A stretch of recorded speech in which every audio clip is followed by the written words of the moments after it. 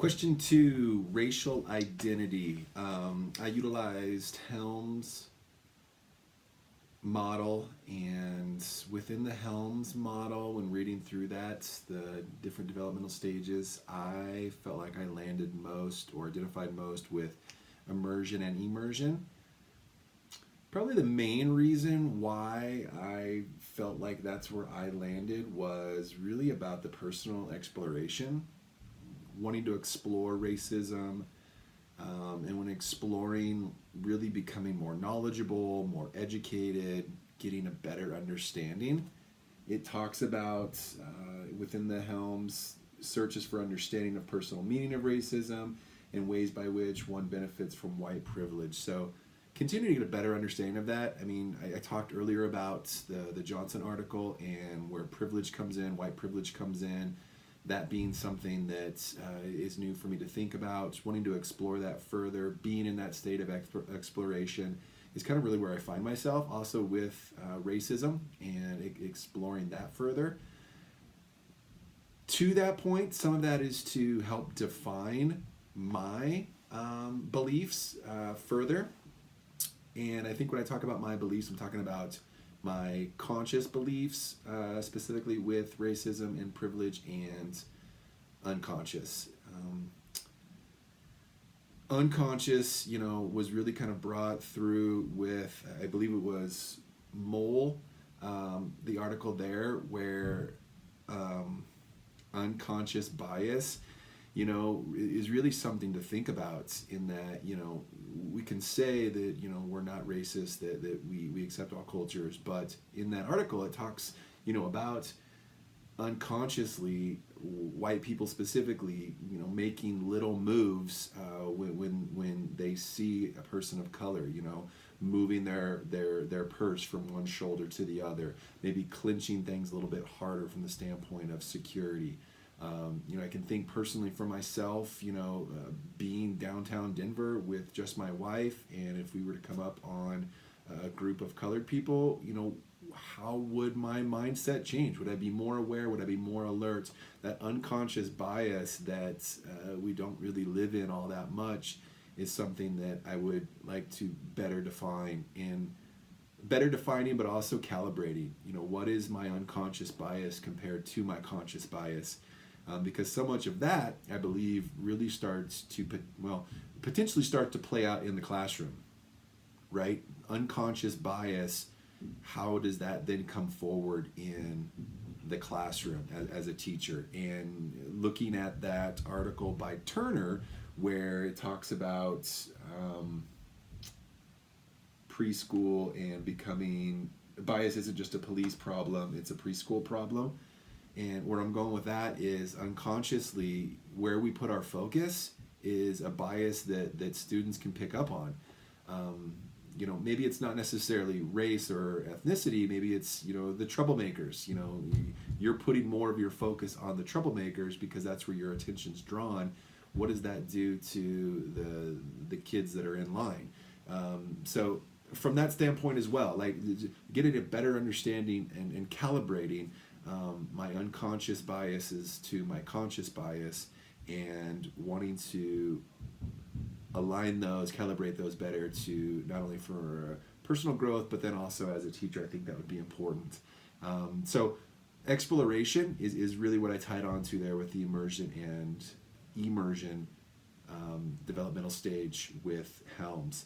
And then all of that, I want that to then become more comfortable with the conversation that I want to bring into the classroom.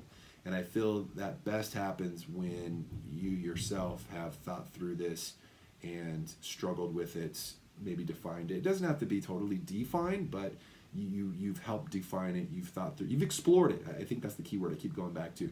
But wanting to bring that into the classroom, talk to my students about them, let them go through stages of development and growth in dealing with their racial identity, I think is really important. It's something that I want to do, and why I find myself in that developmental stage.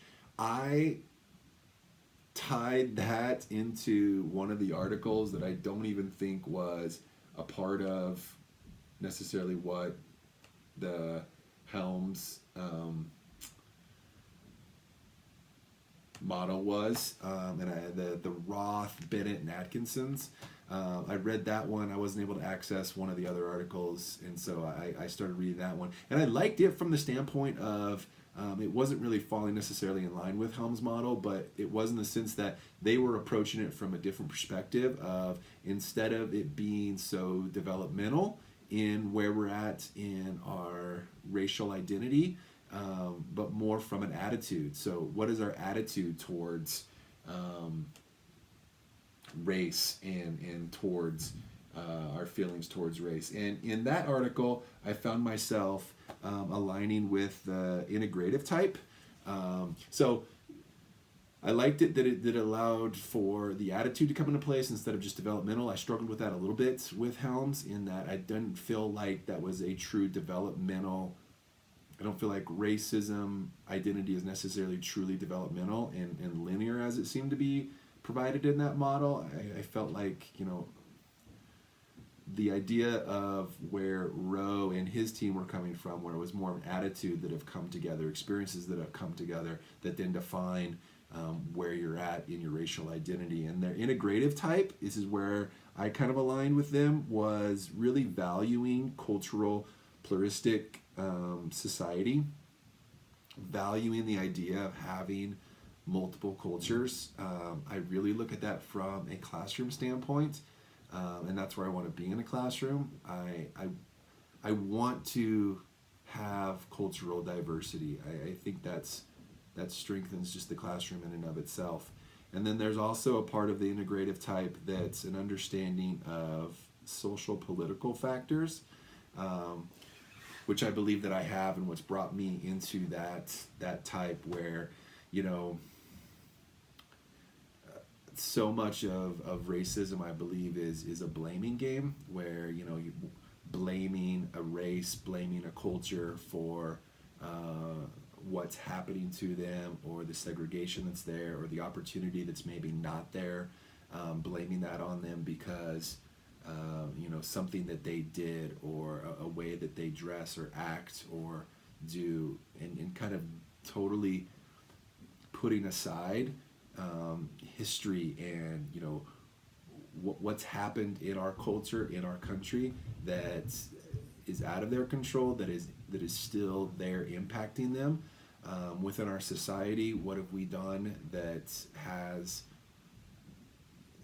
segregated people of color, people of different races, that can't go without being ignored? So those factors play into racial ties, and being aware of that and accepting that, knowing that it's your fault, you did something wrong, this is why you don't have opportunity, but rather this is a societal problem that has history to it, that we haven't overcome yet, and we don't have a mindset that's fixing that. Being aware of those is another piece of being a part of the integrative type.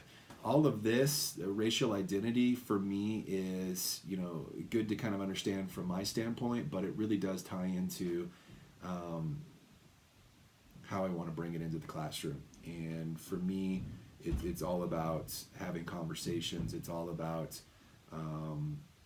exploring this with students, wanting a cultural, a diverse culture for me is cool, because it allows conversations that I think to more naturally happen. We can talk about our experiences that are different, and that can drive conversation.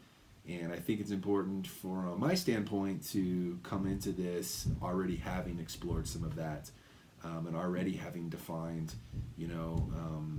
what my feelings are and what my identity is, which I think is some of what this activity is done, by allowing me to look at different models and place myself on that model and question, why am I on that model?